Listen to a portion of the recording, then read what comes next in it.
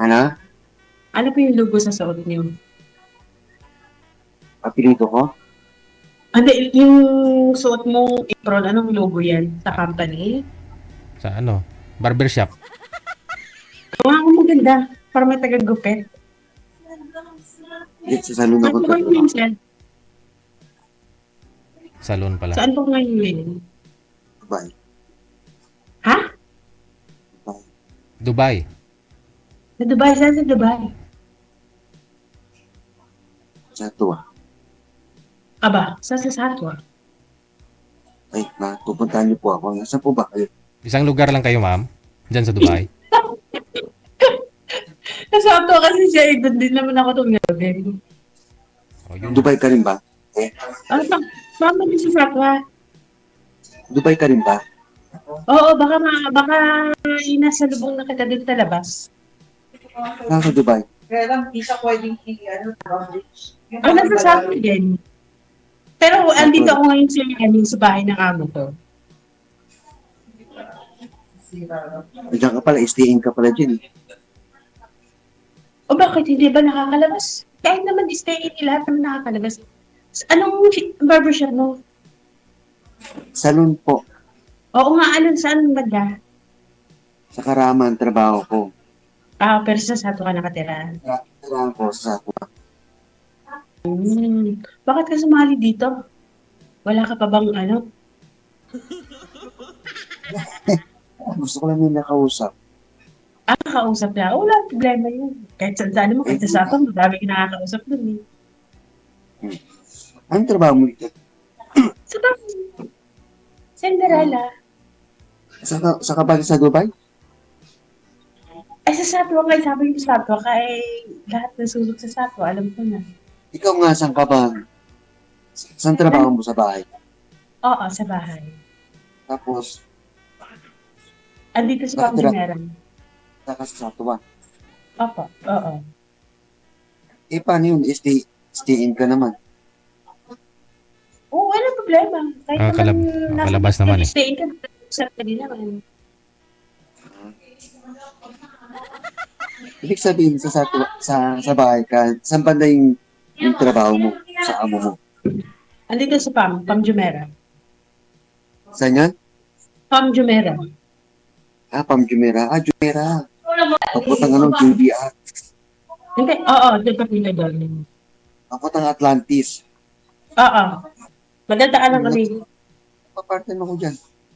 Sa Pam Jumeirah. Sabi ka. 1, 2, 3, 4. Nagpa-bartender ako dyan. Saan banda?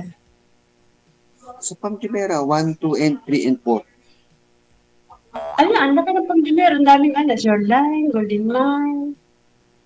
Mga mga Briton, German, Canada.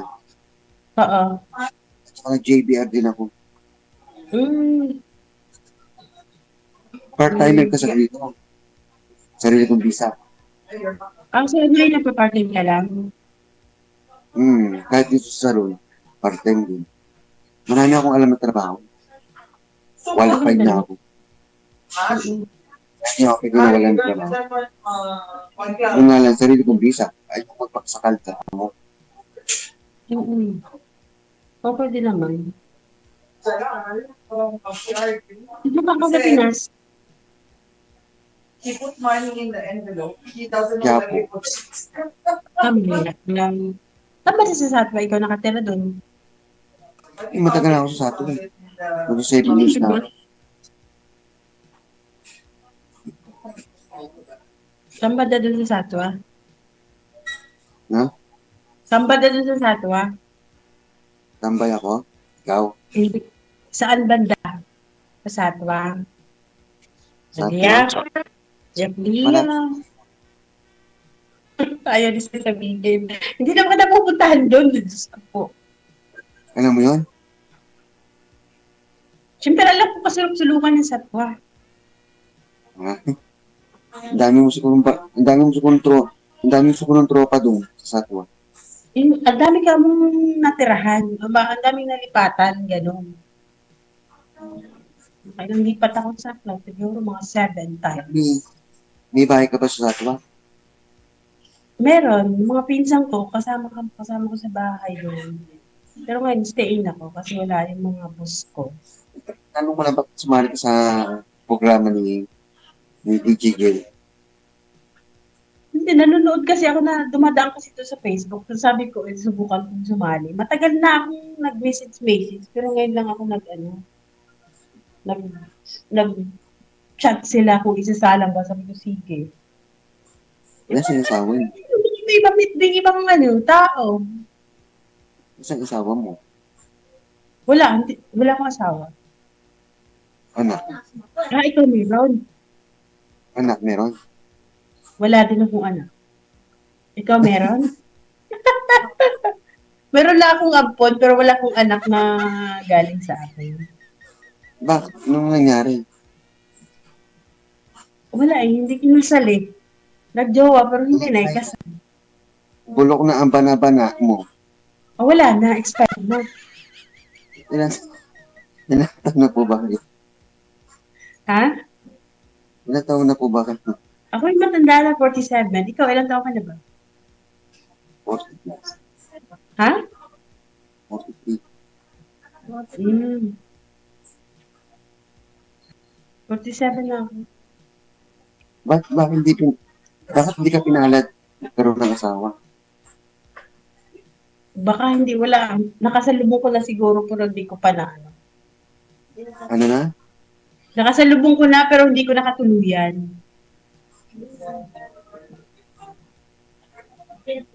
Marami dyan nasa Dubai yan. Ang dami naman Marami. talaga hindi mo swerte. Bakit eh? Alam mo yung mga jowa nila, Patan, Pakistan, Ay, ayoko. Riyadh, Huwag na, uy. Eh, bakit? Malaki kahit daw bigyan ko ng 10, doon lang ako 10. Malaki daw yun ang gusto nila eh.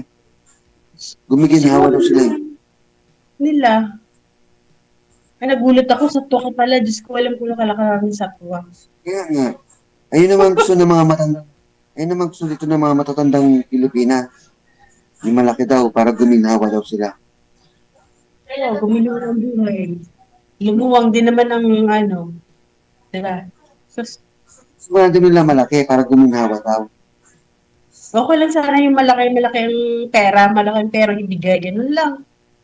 Pero kung ibang malaki, Tapos wala kang pera, no? Mabao pa, no? naku, huwag na, uy.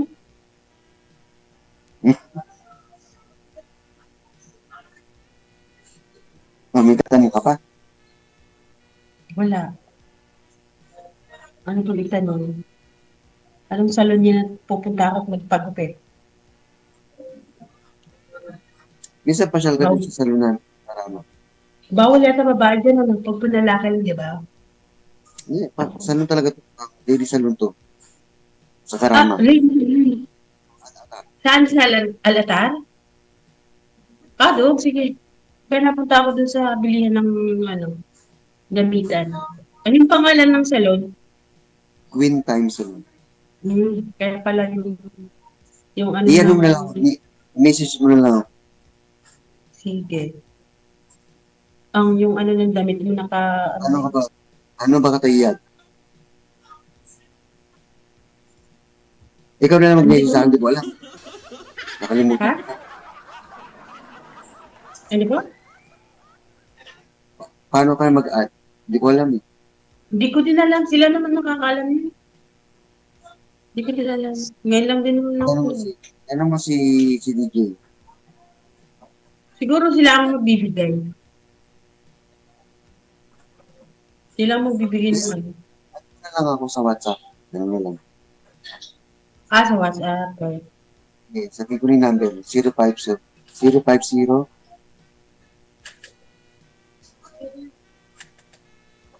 050. 187 Um, 187. Dalawang 187? Hindi. 050 187? 187 Oh. 3862. Please. Wala nga lang itong tawag. Meron yan. Asan? 050-187-3862. Oh, yan.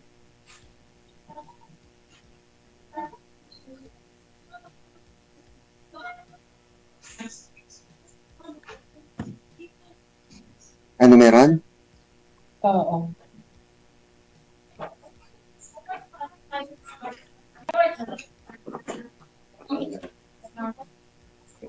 Ay, tinawag ka na? Naglilista na si madam ng utang, oh. Oo nga, sir. Ginakwenta ko. Kung kaya ba yung... Si Kung Sir, kaya na, ba sa amin? si Sir naman siguro, marami ng tip ito sa mga customer niya. Yun nga. Tagagupit pala to eh. At least magkalibre man lang minsan ba kung Oo. punta dito sa salon niya. Pero pwede po ba yun? Lalaki ang gugupit sa'yo, ma'am? Pwede ba? Pwede naman sa salon sa Dubai. Ano, Ah. may mga... Kasi kalimitan na may-ari Chinese. May mga Chinese din na. Mhm. Kamusta ho kayo, sir, ng mga nakausap niyo po dito? Pang-4, pang-5 mo na yata to, eh, no? Sabi mo na pala ito. Pangapat pa lang? May nakatuluyan ka na? Wala. May nakatuluyan ka na? Wala. Hindi mo nakatuluyan yung ano, yung sabi mong parang lula mo? Yun na, parang nanay ko na yun eh. Kala ko natuluyan. Nagkatuluyan kayo, hindi? Hindi. Parang grandmother ko na lang. Hindi naman. Bata pa naman ho yun. Medyo stress lang. Mhm. Stress.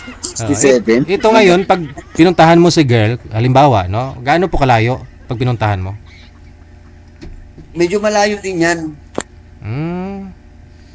Sa ano sila yung, alam mo yung sa Dubai na ano, si Boss DJ, Mm. yung parang bulaklak na parang mapa Oo. Oh, nakita ko lang sa sa picture. Dubai. Oo. Oo.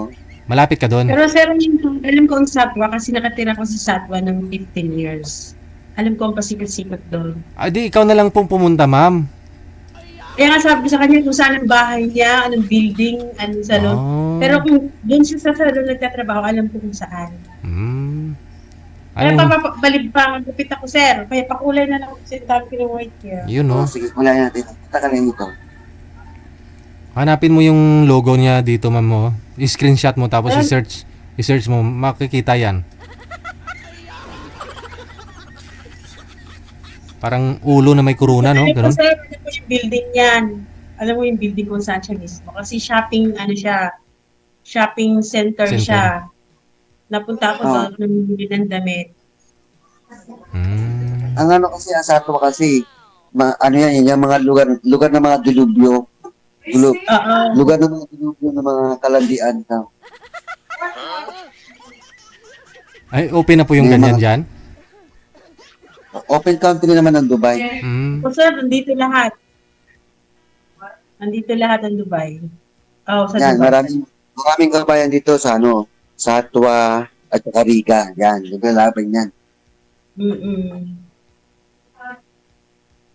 Sa At Satwa tinatanong naman, ko siya, sir, tinatanong ko siya kung saan siya nakatira sa Satwa. Kahit sabihin niya kung anong building, alam ko na yun.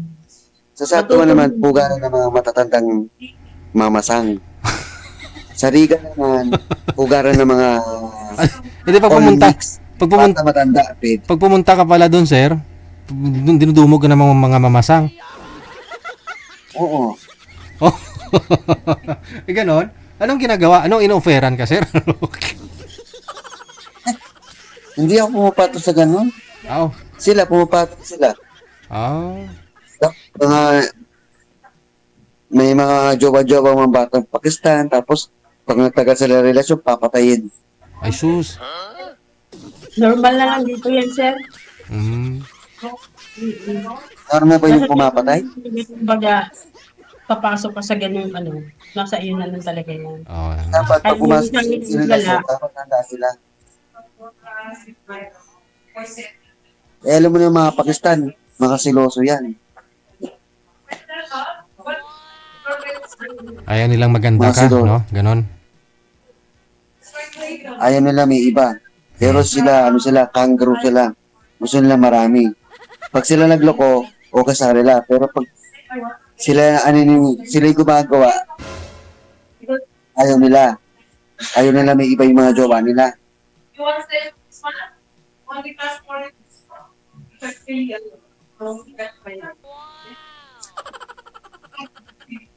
O sige po, nag-message na po ako sa inyo.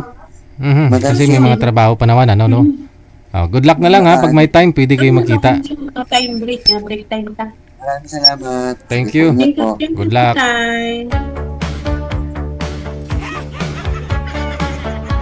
Ayun naman pala, no? Kung gustuin talaga ni Sir sa Dubai, marami, no?